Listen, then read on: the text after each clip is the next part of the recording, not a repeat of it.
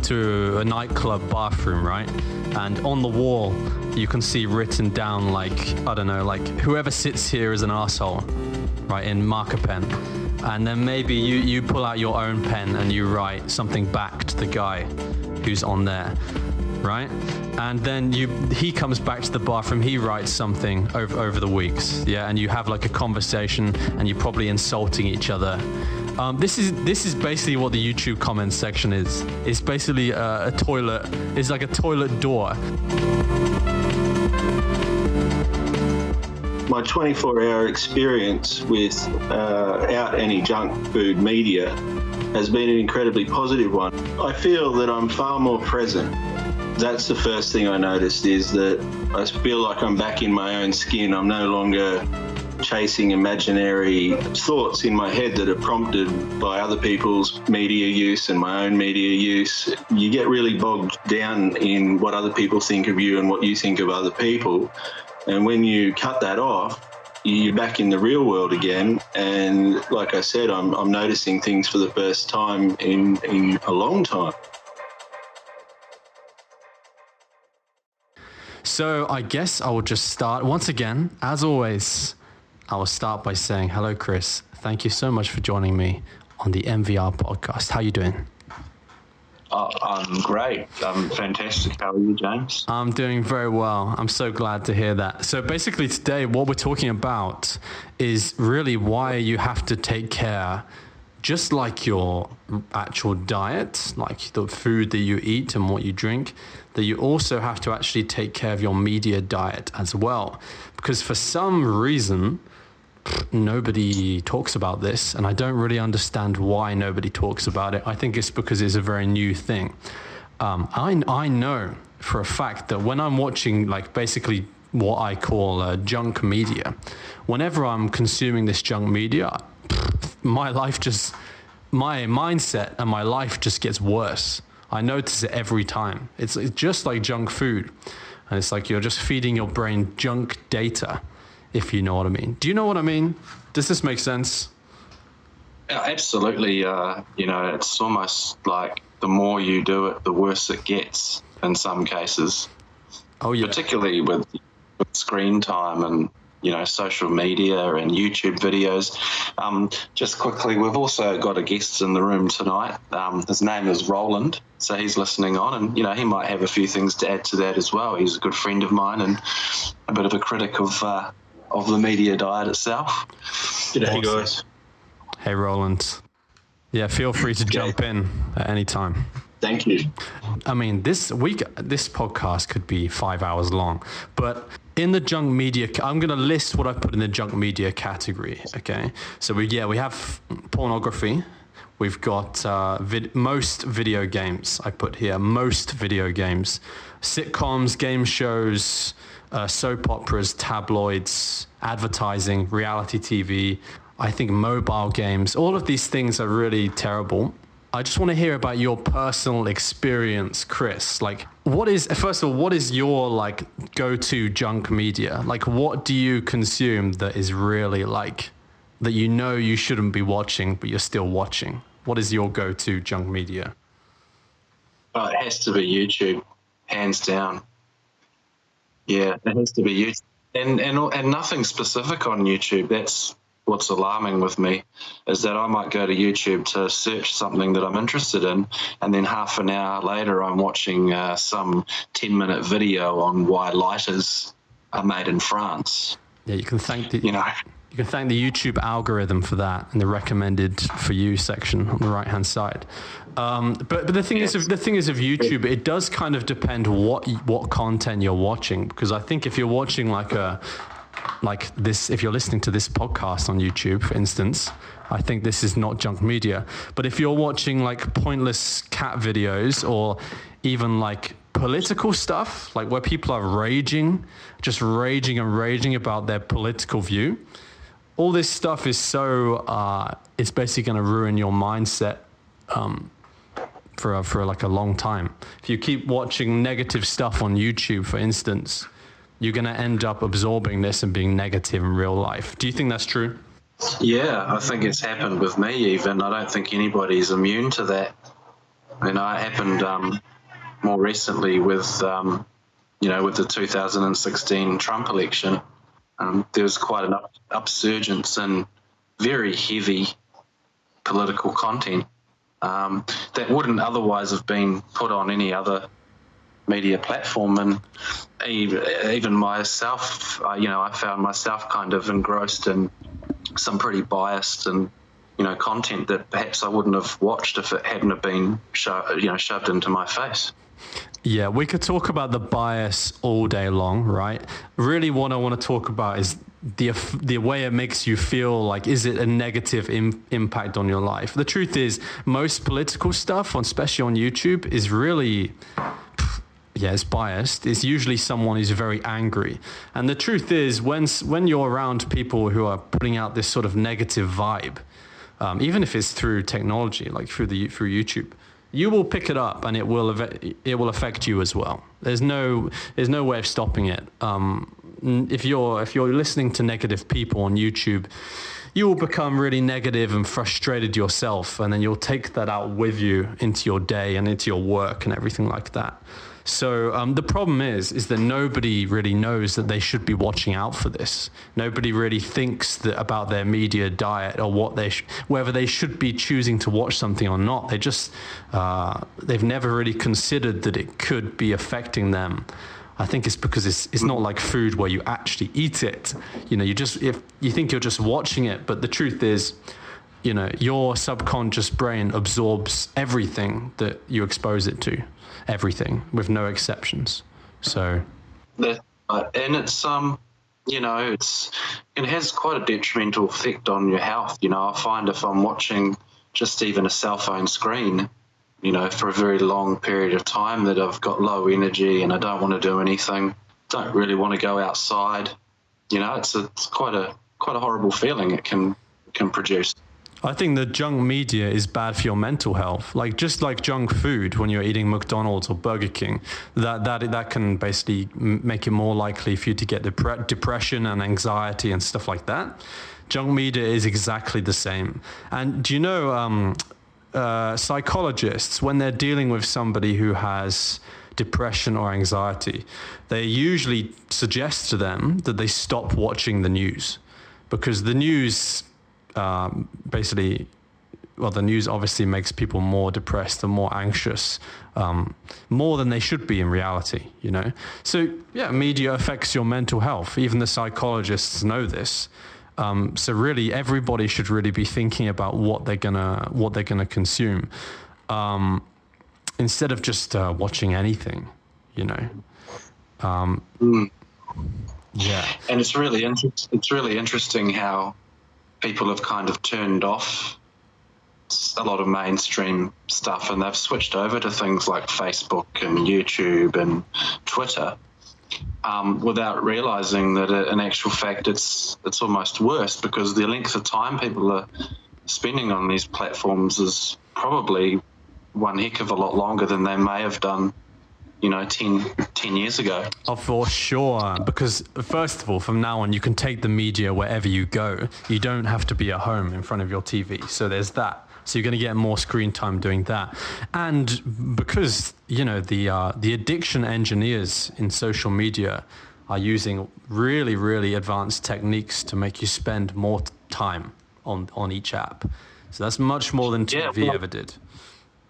Yeah, and one example is now you can't really go to Google. I mean, you can go to Google depending on how you access the site. You can't go to Google in some instances without having a news feed directly underneath the search field. So that's what I find is a big killer for me, is that I'll go to Google to search something and I scroll down, and then there's ABC News, MSN, CNN, there's a whole lot of news stories, and if you're not on guard, you can be, a 5-minute Google search could take you 2 hours, because all of a sudden you've redirected from Google and you're now on abc.com. When it comes to that's what I find too. When it comes to the internet, people really have to realize one thing in particular. I think for a lot of us, I mean, I started using the internet in like 2003 or something, and it's not the same as it was back then. It's a very different place, you know, it's completely changed. Yeah, it's completely different. You've got to understand what you're actually dealing with when you're on the internet, on social media, okay? It's not just a page that you're not for most people on the internet and social media, especially social media, they are not actually in control of what they're doing. They are being pulled around the internet to different places by people who are very intelligent and are using techniques to move their attention from one thing to the next. For most people, they're not in control of what they're doing, basically. And just like you said, you go to Google for a 5-minute Google search, and then you wake up 2 hours later, like, what the fuck happened? Like, I just wanted to Google something. Like, why am I watching a video about like aliens now? Like, how did this happen? It's the algorithms. They're so incredibly sophisticated now that you've really got to go on to social media with the mindset that you're dealing with something, that you have to sort of like wrestle with something. If you want to use social media, you've got to like fight it. You know, it's not just, you've really got to be prepared. You can't go in there tired. If you're tired, you're going to get pulled around. You're going to waste your time, basically, and watch all kinds of shit. I'm 6 months off Facebook. I do use it for Messenger, but I haven't actually used Newsfeed or my profile or seen any status updates for 6 months. Excellent. And Roland is 24 hours. He hasn't used it. 24 hours. Yeah, not bad. 24 hours. To be fair, it's more than me. I think I was on Facebook about 30 minutes ago. So I'm about 30 minutes in so far. 30 minutes off Facebook. What about Twitter? I don't ever use Twitter. Not ever. I've never used it. It just didn't really appeal to me. It wasn't a platform that I've subscribed to. So the thing is with the internet is because people are actually communicating mostly, well, let's say if you look at any comments section, right? Tell me, what do you think about the YouTube comments section? That's another thing that can penetrate my attention for sometimes hours on end. In fact, sometimes I'll have a video playing and I'm doing both. I'm watching the video and I'm reading the comments at the same time. Do you ever feel like you get anything useful out of the comments? Just entertainment, just solid entertainment, nothing useful, nothing that's going to change anything about my life at all. But I notice now that they've got content moderation on the comments that it's not as entertaining as it might have been about 6 months ago. 6 months ago. But when you're finished reading the comments, do you feel like in a good mood, or how do you feel like after you've finished reading all those stupid comments? It's just like reading Quora or Reddit. Yeah, it's dumbing. It's mind numbing. It's often not spelled properly. It's often not any. There's no evidence to suggest any of it's correct or comes from any level of substance. It really is like eating a packet of crisps. Do you know what? I want you to imagine something now, okay? So, you go into a nightclub bathroom, right? And on the wall, you can see written down like whoever sits here is an asshole, right? In marker pen. And then maybe you pull out your own pen and you write something back to the guy who's on there. Right? And then he comes back to the bathroom, he writes something over the weeks, yeah, and you have like a conversation and you're probably insulting each other. This is basically what the YouTube comments section is. It's basically a toilet. It's like a toilet door because the comments, the communication is what we call asynchronous, okay? It's a new term I just found out. It means that it's not synchronized like we are now. We're having a back and forth. But on YouTube, you leave the comment and then you go. And with human psychology, that means that you're more likely to, first of all, you're more brave and you can say anything you like because, first of all, you're mostly anonymous. you don't have to listen to the response till like 2 hours later. So you're more brash and you can say whatever you want. Or not at all. Yeah, well, as well as that, everybody has the same level of authority on comments section. But yeah, there's a reason why it's garbage. Because imagine if everybody in the YouTube comments section was not typing to each other, but actually they were in a room with each other talking face to face. Okay, they would say completely different things. The problem is, what's really bad is that a lot of people, when they read those comments, they think that's an accurate reflection of what people are like.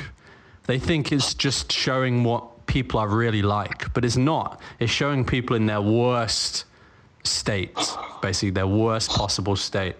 And yeah, if you read these comments, you're going to get into a shitty mood probably, because you'll just get annoyed, frustrated, and you're just like, what the fuck is wrong with everybody? But it's toned down a lot in the last 6 months because YouTube's been enforcing the community guidelines. Right. I actually went into the comments section twice in the last 48 hours. Yeah. And I was expecting to see the old sort of sledging and toilet carry on, but I didn't find any of it. So I think nowadays they're getting really strict on what people are allowed to write, because a year ago it was like, you fucking piece of shit, you fucking dog, cunt, arsehole, wanker, you know, you've got no balls and all that sort of stuff. And you can tell that it comes from, 16, 17-year-olds, but probably... It's not. It's not 16. It's not. That's what's fucked up. It's like, it's fully grown adults. And I bet, Chris, and Roland, I bet you've left some of these comments before. Tell me the truth. Have you left a comment like that before? I've left a pretty disgraceful comment on YouTube before. I've been drunk. Yeah. A couple of pretty disgraceful ones, but and interestingly enough, they're always personal. They're never about, even the comment I left was personal. And I think when I went back and had a look at it a few days later, I deleted it, because it wasn't actually reflective of the content. It was attacking the person, not the channel itself. I've only left one comment on a YouTube channel one time, but then my internet usage goes back to the mid-90s when those form of comments were on message boards, and people could get very abusive and very heated very quickly. So it has moderated over the years. But I'd be interested to hear more about the asynchronous angle, James. Absolutely. Although I'm not sure what else to say. I mean, I basically said everything about it but simply because you don't have to take responsibility. Well, you don't have to answer for your words right away. That it means you can be more nasty. You're more brave to say different things, and also it means you're more. It feels more like a game, and that there's not really another human being on the other side of the screen. It feels like not real. So it feels like what you say doesn't really have any effect, and it's just a game and you can say whatever you want. See, something that's really interesting is that when you have a face-to-face conversation with somebody, what you have in your brain is you have mirror neurons that will actually fire off in your brain. So if you see somebody, this is how we learn. We see somebody like watch your dad, I don't know, playing football, and you watch him and you copy him when you're a child. Your mirror neurons kick in, and this is how human beings sort of interact. And when you're having a face-to-face conversation, you will see the changes in their facial expression. You will hear the tone of their voice and how they feel, and you can really understand the person. You have more sympathy and more empathy. But on the internet, in a comment section, you've got an empathy deficit, because you're not seeing the human being the way we are evolved to have face-to-face conversations. We are not evolved to have to type things on comments in an asynchronous way like that. Which is probably why the comment section on websites like 4chan and Reddit and even back in the day on things like ICQ and MSN chat, way back in the day before you used the internet, James, were much more vulgar, because back in those days, all of those websites are purely sort of text-based. There's no actual connection to the video in the comment section, and there's no profile photo that is associated really with your comments. Right. So I think Roland is right that maybe, in the 90s, my first kind of introduction to internet chat and thread boards was using websites like Yahoo Chat and ICQ and some of these threads, and you could just say whatever you wanted because there's no association with the person on the other end. Not to mention, back in those days, no one used their first name. It was like, Chuff 101 _16. These are the sort of names people had. So they weren't first names like it is these days. These days, it's the actual name.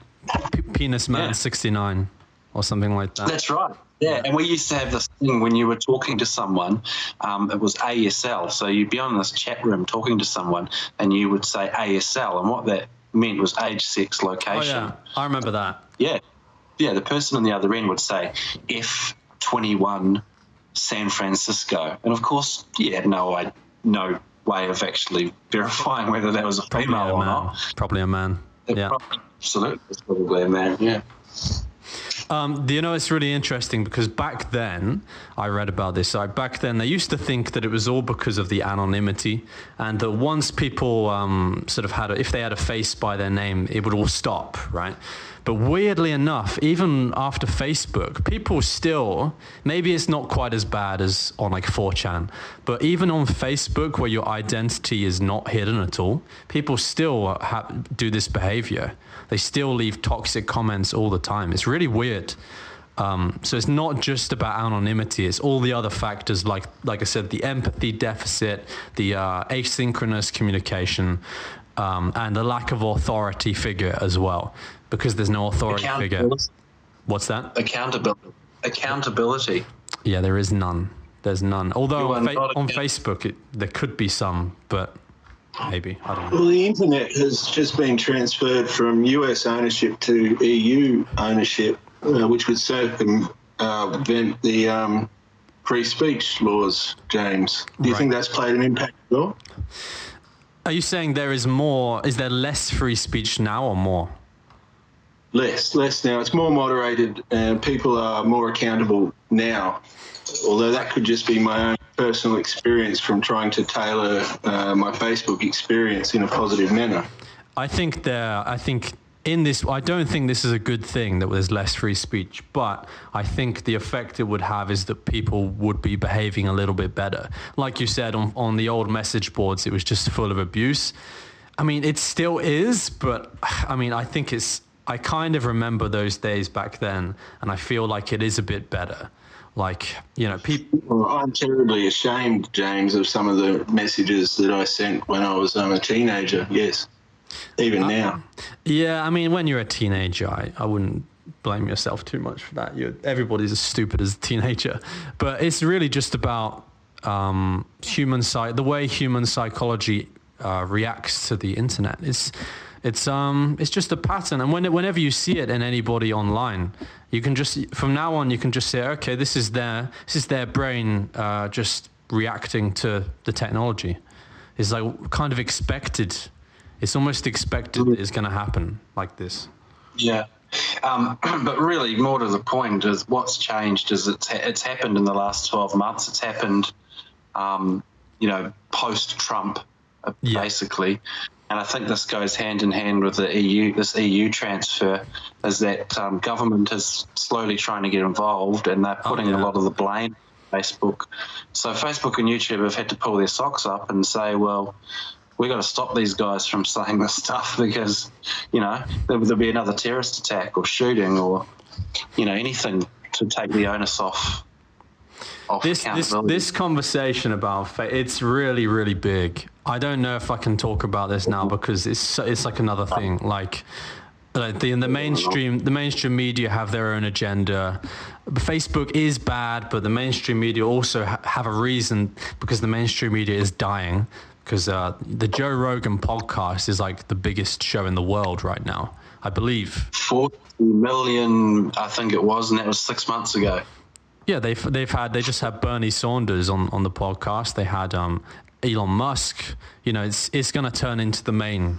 But smoking a joint on there, even. Yeah, even affected Elon Musk was smoking a joint. Well, it even affected his stock prices, didn't it? So that is going to shift in the next 20 years to online being the main place where people go, and not TV, not the network shows. Look, anyway, we're meant to be talking about something else, so let's just head back to it. So we've done social media, right? By the way, the reason I brought up the comments section is because this is part of your media diet. If you read the comments section, you're probably going to leave the comments section in a slightly worse mood than when you started reading it, right? It's never, ever. When was the last time you read the comments section, you were like, everybody's so nice, you know? Everybody's leaving such nice comments. I feel great. Last night. Last night. Yeah. Really, that happened? So anyway, yeah, it's changed. I think it's changed. But anyway, I do absolutely understand where you're going, because it was an absolute minefield about 6 months ago. Yeah, yeah. So maybe I'm just not looking at the same stuff I was looking at. It's definitely still out there. It could be getting better. I hope it could be getting better. It's really hard to tell if it's getting better or not. It's really hard to see. But we got 2020 American election coming up, so get ready for it to get worse again next year. I must say, James, before we change to a different track, that my 24-hour experience without any junk food media has been an incredibly positive one. I've been back out in the garden. I've been noticing small things like my dog and I are forming a closer bond even after only 24 hours. Yeah. It's quite remarkable. It's amazing, right? I recommend everybody does at least one day off media, for sure. It's not a big ask. It's not much, is it? But nobody does it. Nobody does it. And because nobody thinks there's any need. But how do you feel like right now? Can you try to explain how you feel after being off media for 24 hours? Sure. I feel that I'm far more present. That's the first thing I noticed, is that I feel like I'm back in my own skin. I'm no longer chasing imaginary, I don't know what you'd call them, but thoughts in my head that are prompted by other people's media use and my own media use. You get really bogged down in what other people think of you and what you think of other people. And when you cut that off, you're back in the real world again. And like I said, I'm noticing things for the first time in a long time, months, years even. You're going back to the way that humans have lived for millions of years. That's how it's supposed to feel, right? The way, being present, being pretty good, pretty content.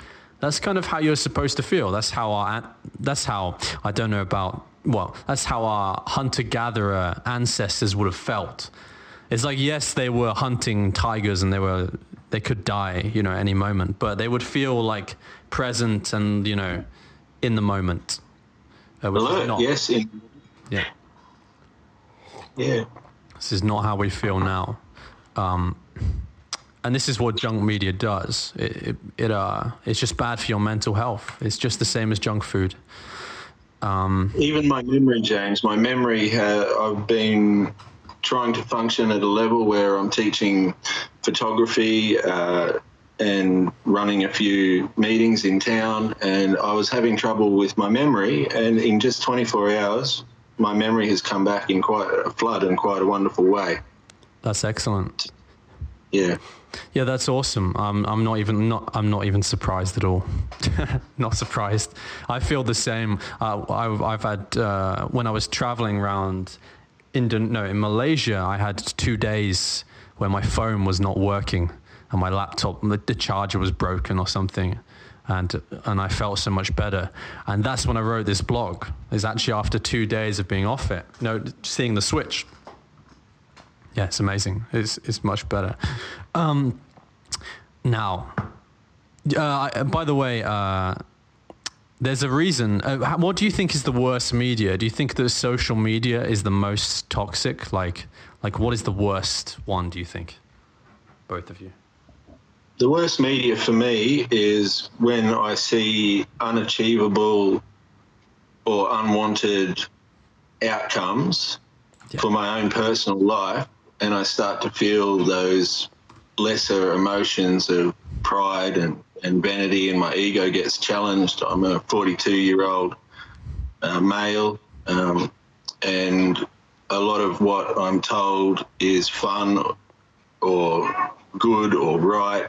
The things that I see in social media or in media in general, they're unachievable for me, and that creates a cognitive dissonance, James.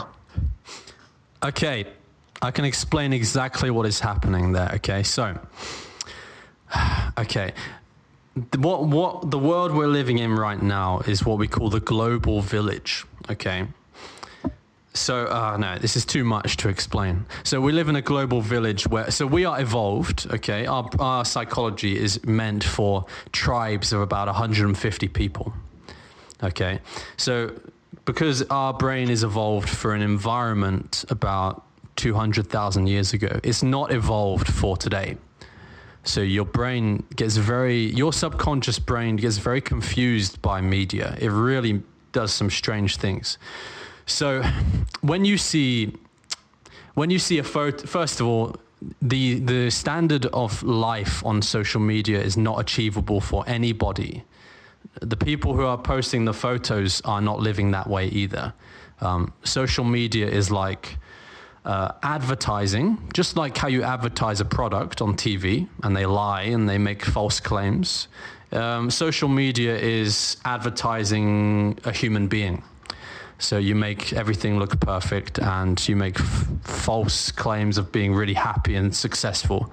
But it's just like watching the ad break on TV. It's the same thing. Like social media is like a marketplace of people, of human beings. So what happens when you see other people on social media, and to make it clear, your subconscious brain doesn't know the difference between an image and the real thing. Okay, so your subconscious brain doesn't understand what a photo is.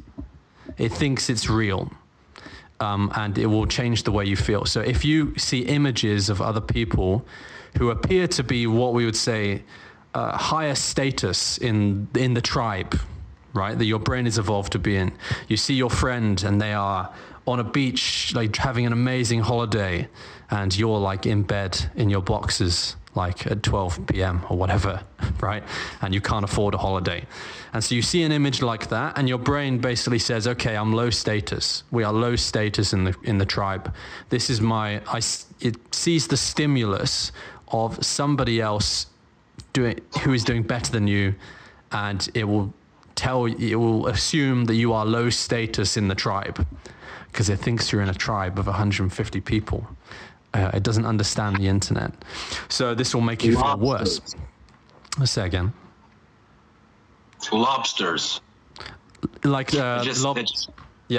Lobster theory from Dr. Jordan Peterson. That sort of cropped up in my brain, because that's how he described it. Was, as a human being, we function on serotonin injections, basically.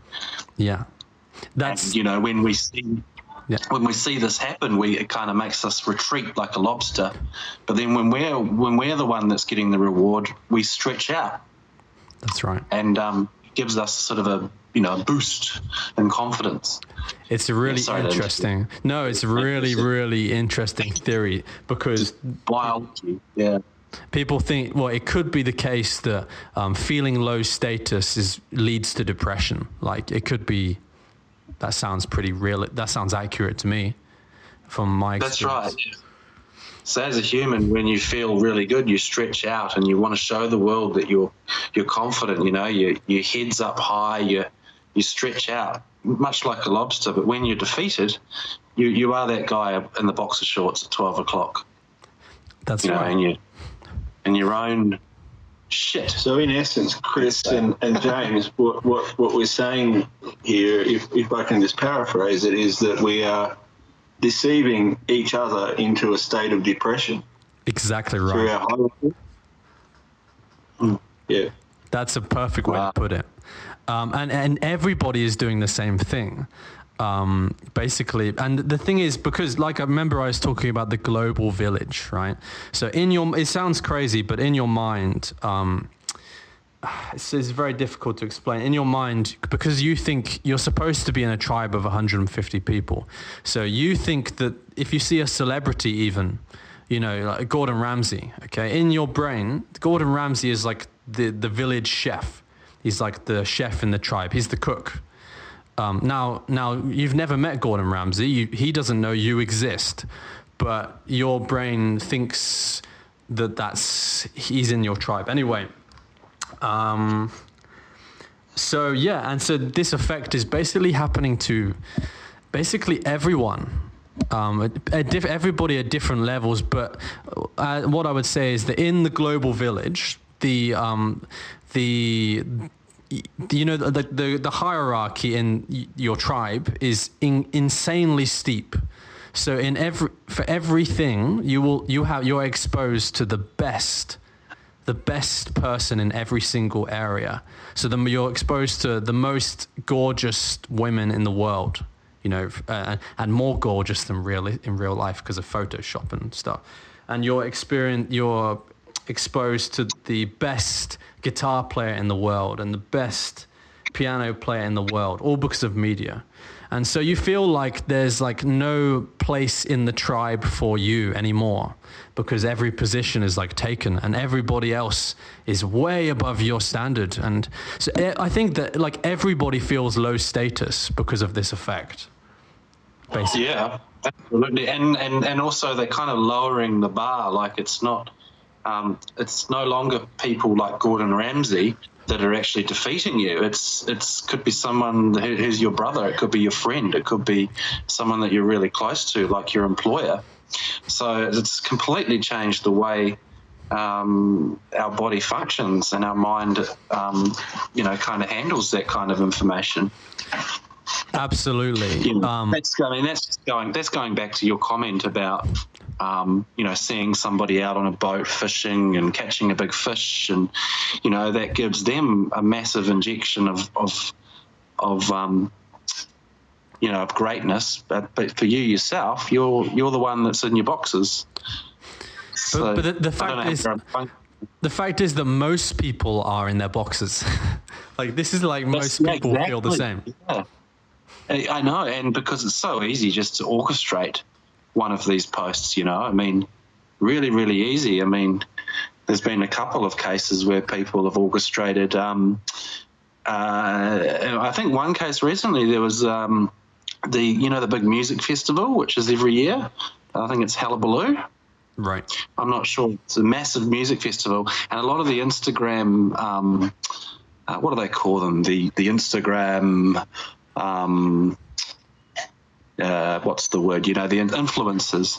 A lot of these influencers actually get paid, a shit ton of money to go to this festival, and basically the only reason they're there is to take photos and post it on Instagram, and then they get paid by their sponsor. What they did though was a couple of people actually just took the piss out of the recent one, and they just basically she was just at home and she took all these photos. With Photoshop, with people in the background and crowds and stages and things like that in the background, and everybody believed that she was there, but she wasn't. She admitted about a week later that she was just at home and she just staged the whole thing. Yeah, it's mad. It's fucked.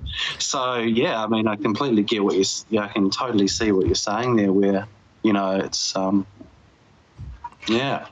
Basically, and also, I don't know if you're aware of this, something that I think is really crazy. I don't understand why this is allowed to happen.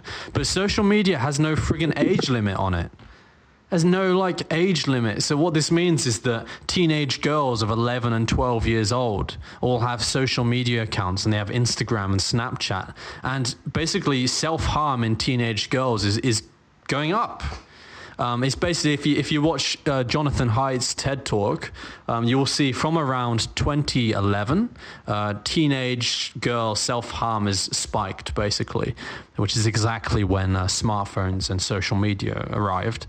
And also, social media affects girls more than boys as well. It's way worse for girls. It's pretty bad for guys, but we tend to have more problems with pornography and video games. Whereas for girls, social media is worse. It affects them much worse. Yeah. Amazing. So, yeah, basically, people just have to know what they're dealing with. Social media looks really innocent, looks like an innocent... Yeah, I'm scrolling my Facebook. I just need to interject there. So it wasn't Hullabaloo, it was Coachella. So Coachella. That's right. Sorry, just to confirm.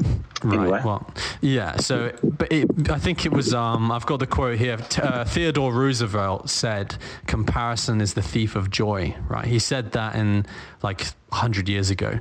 But I think today, in 2019, comparison is the thief of your sanity. Basically, the comparison game is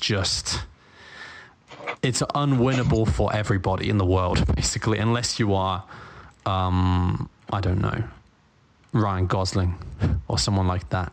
The comparison game can't be won. So I'm wondering when everything collapses. I mean, how's this going to go? I mean, I don't know if you've seen the movie The Devil's Advocate. No, I don't know.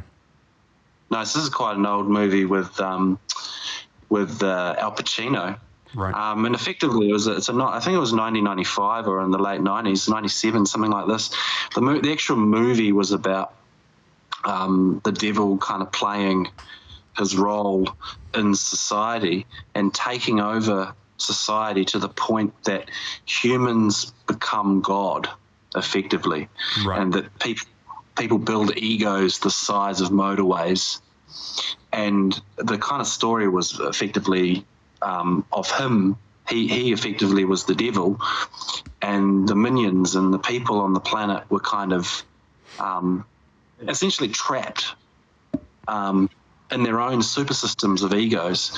And what I wonder is, this is happening now. What I wonder is, what's happening next? Like, do all of our egos just deflate all of a sudden, and everybody falls into a massive depression, or does this just keep going? I'm sorry to say, but I think basically what happens is this just keeps going. What's going to happen in the future as virtual reality? It seems like at some stage, you know how you experience the internet through a screen on a laptop, probably it's eventually going to turn 3D, right? So once virtual reality technology gets, give it 20, 30 years, and you'll have a sort of an internet space. It'll be like a 3D internet eventually. It sounds crazy, but this is pretty much probably how it's going to go, unless something stops technology, like the world collapses. But yeah, it seems eventually things will not be on a flat screen. They'll be sort of 3D. No, social media isn't going anywhere. It's not going anywhere. Do you think people that are born now or born in the 90s have a lower predisposition to mental health issues from this technology? Because I know myself, there's a cutoff point for me.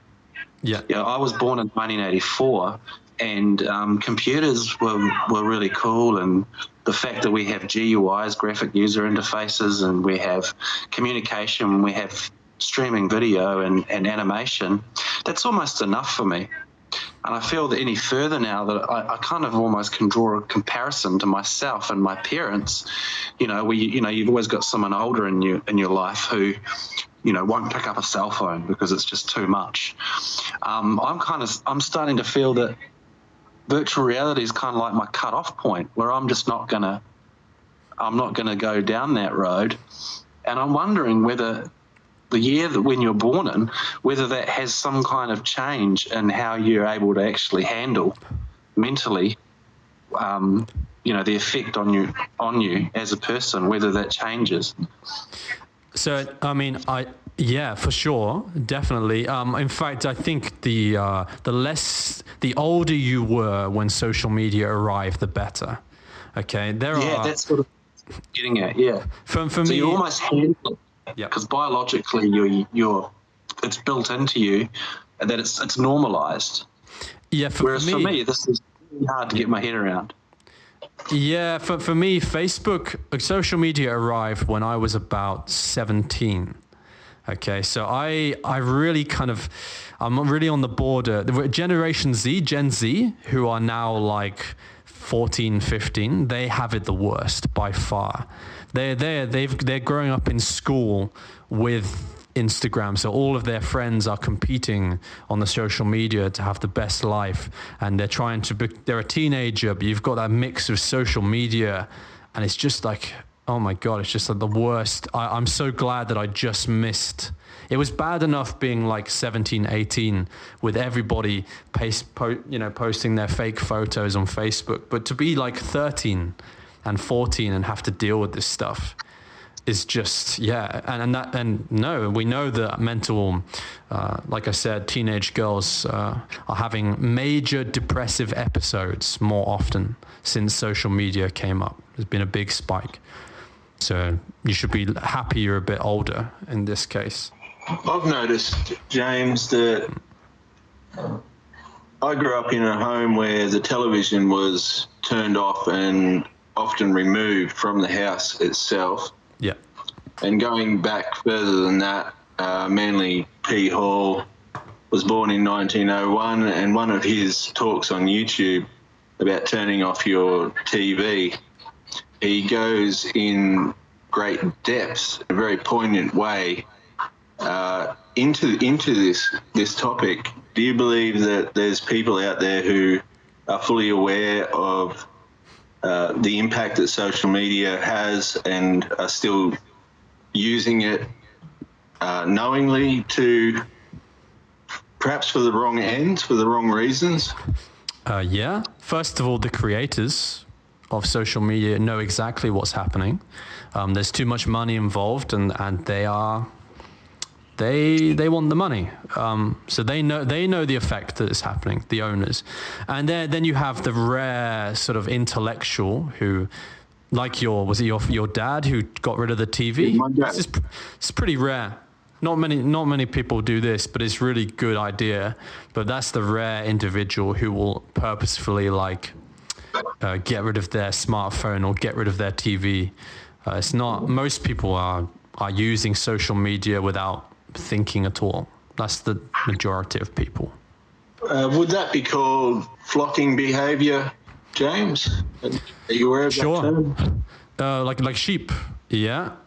It's definitely, but the thing is with technology is that what it does over time, it integrates itself into the culture, into the social fabric.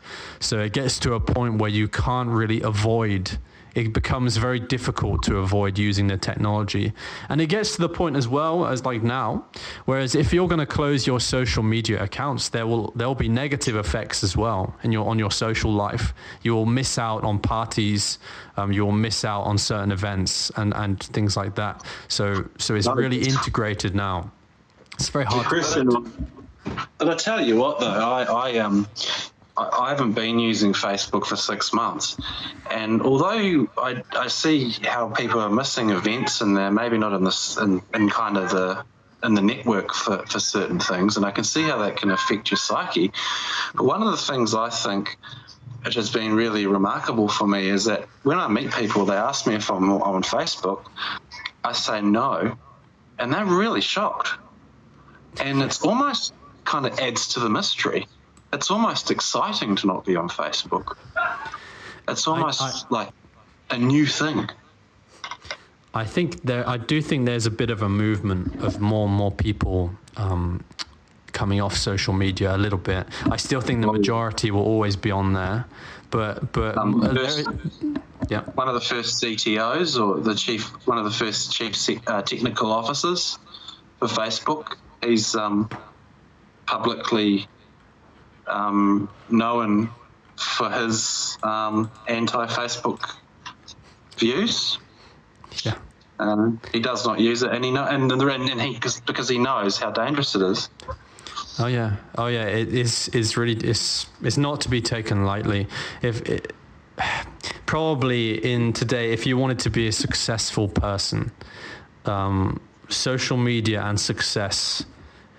Well, for most people, social media has a negative net effect on their life, for sure. Most people.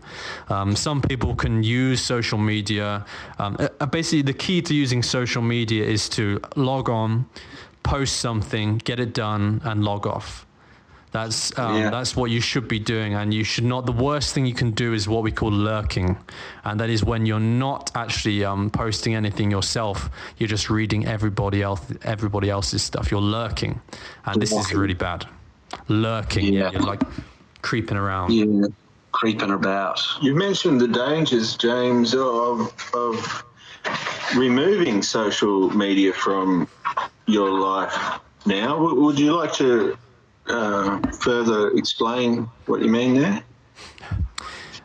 It's hard to say whether removing. I think, just to start off, I think removing social media from your life would probably be a good thing overall in your life for most people, I think. But there are definitely going to be negative consequences to doing that, depending on your lifestyle. If you're somebody, yep. Yes, sorry. Go ahead. Chris and I were discussing earlier, just amongst ourselves, whether we wanted to look up a local musician on Facebook to see if they were playing, and I realised we didn't have any other option. Yeah, it's fully integrated into the culture. It's very difficult not to use social media. You're probably going to have to, if you want to have a life and you want to do things, you're probably going to have to log on to social media, or you're going to have problems. Yeah, like that. Exactly that kind of situation. Yeah. Have you got any advice for anyone who might be listening about how to responsibly manage your social media so that you can get the best of both worlds? Yeah, I do actually. So the first thing, I guess I'll give you, I've got I can tell you exactly how to do it. Now, it's not easy. The first thing you have to do is to not underestimate social media. You have to go into social media knowing what you're dealing with, not thinking it's just a toy and just a fun thing you can do. Understanding what the situation is, and knowing the dangers, and and knowing that you could be drawn in for 2 hours. You've got to be careful. There are 3 things you can do.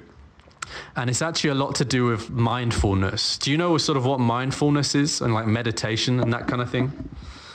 Yes. I'm a Zen Buddhist. I'm quite familiar with those terms. So this is perfect for you, because for some reason, nobody has really had the idea that you can actually use mindfulness when you are using social media. It's what I would call media mindfulness, right? When you're using social media, you should be present. So what you should do, something that I like, it's a technique that I like to call the conscious click, okay? And what it means, really simple. Before you click or tap anything on social media, what you do is you hover your mouse over the thing you're going to click, and then you wait. And you count for 5 seconds. You go 1, 2, 3, 4. And then you're like, do I really want to click this? It gives you time to stop and think do I want to click this or not? Why am I clicking this? What's the reason? And that's a really good one. So it's basically kind of slowing down, the way that the way that old people use the internet is how you should use it. You should move around nice and slowly, and not rapidly click things, but slowly look around the page, hover your mouse over the button, and then wait. and then, okay, yeah, I'll click this one, and then you click like this. That's the first thing. So it's called media mindfulness, basically. And then if you do that, then maybe you can use social media without social media using you. I hope that makes. Don't know if that. Is that when I get angry when it won't do what I say? Oh yeah. Well, if you're getting angry about things not working, yeah, use your mindfulness. You just stop and you breathe, and it's like any other. If you're a Buddhist, I'm sure you know it's just like in real life. If you're stuck in traffic or whatever and you're getting angry, same thing, just remembering to do it in media as well, because it's probably one of the places you need it the most. You need media mindfulness, yeah. And how would that extend to advertising that's tailored for the individual? Is there a way to take back control of the advertising that we see on social media? Oh, I don't think so. I don't think so. Facebook. If you're using Facebook, in case you didn't know, Facebook records everything, including your private messages. So if you're sending a message to Chris and you say, I think I'm going to play golf this weekend, and then you say it like once a week, I'm going to play golf. I think I'll play golf. Facebook will use that data to send you adverts. So everything, and even like how long you watch a video for, Facebook records how long you're looking at the video. So the Facebook control your data. There's no way you can choose, you can stop that. No, they will target ads at you. There's nothing you can do. Is that what we call analytics? Yeah, they have everything you do on Facebook is recorded, even from down to like the position of your mouse on the screen. It will see where your mouse, it knows where your mouse is moving. It knows how long you're looking at a particular post for. Are you reading it or are you scrolling past it? It records that. Everything, they have the analytics for everything. So they know you very well. They know you better than probably better than you do. It's a lot of power to put into the hands of a stranger, isn't it? Absolutely. It's pretty insane. And that's why people are talking. The best thing about Chris, James, is that I've got him here in the flesh. That's right. I don't need to use direct messaging, but then I noticed the other day I was talking in a joking manner about getting engaged, and not actually to Chris. He's not that lucky. But suddenly advertisements for wedding bands and wedding rings and engagements started to pop up in my feed. Oh, yeah. That's going to happen. That's not going to stop. So, well, you best get used to it because that's the way things will work from now on. And even moving on with virtual reality and stuff like that, it'll be the same. So, and they have an argument, they say, well, we're giving you the advertisements that you want. We're offering you stuff that you might be interested in. That's what they will say. That's their position. That's their position. It's not a bad position, but I don't agree with it. But it's not going, this is where the money is at. It's not going anywhere. You have to learn to make your peace with this because it's going to be around. That's how it's going to be. But not for me. You're not on Facebook. That's right. So it's quite an interesting phenomenon, and while I tend to agree with what you guys have been discussing, particularly for music events and things like that, I think it's really sad that that's the only way I might ever find out about it. At the same time, I think it creates quite a lot of mystery, and it's quite exciting. It's like the new MGTOW, men going their own way. Right.